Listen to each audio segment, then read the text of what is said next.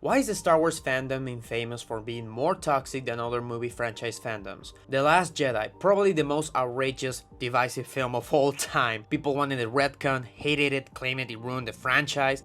Now compare that to the Harry Potter fandom. Fantastic Beasts, The Crimes of Grindelwald. A lot of people didn't like it, critics didn't like it, but no one acted like that movie ruined the entire franchise. No one demanded it to be erased, even though fans pointed out plenty of continuity errors. So why does this happen with Star Wars and not with Harry Potter? Both franchises with 11 live-action films.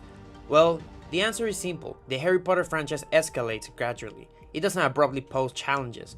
With Star Wars from the very first two films, a standard was set. The first one was this bold, under-budget, feel-good film that blew people's minds, heavily shaped in editing and became one of the most impactful films ever made. The second one was expected to be similar, triumphant, revolutionary, but Empire wasn't like that. It was darker, ended on a cliffhanger, didn't have a big third act spectacle, and instead focused more on emotional and psychological drama. From those two films, Star Wars became a challenging franchise. So I think that's why Star Wars fans react so differently than, say, MCU fans. Because Star Wars is abruptly challenging, from movie to movie. It's actually cool. It sets Star Wars apart from other franchises. But at the end of the day, even though the reason is beautiful, the reaction from fans is not. At one point, I thought this video would be unnecessary, that all the toxic discussions were confined to the era the sequels were being released.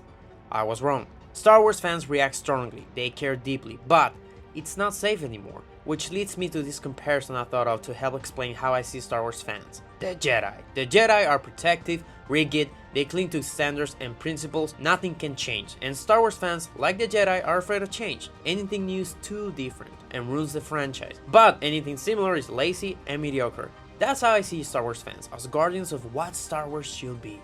And that's exactly what broke the Jedi. And even though I agree with some past criticisms I just mentioned, we need to accept that not every movie has to be super bold. Some can be, and some don't have to be. It depends on what the filmmaker is passionate about telling. Now let's move on to the danger, Disney. Unlike George Lucas, when Disney listens to fans, they'll be correct. General Bomba Ja Ja. People hated him, so Lucas cut a lot of his screen time from the next two films. Why? Because Jar Jar was never a character he felt deeply about. According to him, he added it for kids. He wanted to entertain. He balanced his personal vision with public enjoyment. He never sacrificed his voice.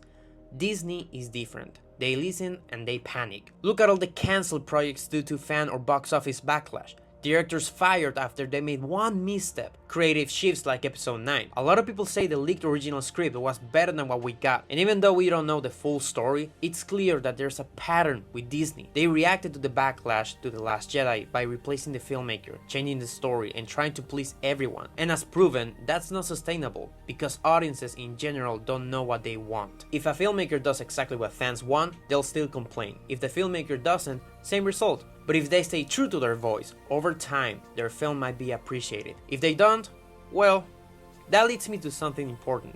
Critique matters. We should express what we like and what we don't. Filmmakers can listen, they can adjust, but we should never ask them to change their creative voice in their film. If you watch episode 10 and don't like what Disney is doing with the next trilogy, don't watch the rest. It's that simple. Kindness can just mean stepping away from something you don't enjoy, say your piece, and move on. No need to fight. So here's the question. Will this happen again with the next trilogy? A friend of mine recently watched Revenge of the Sith for the first time. He asked, why didn't people like this one?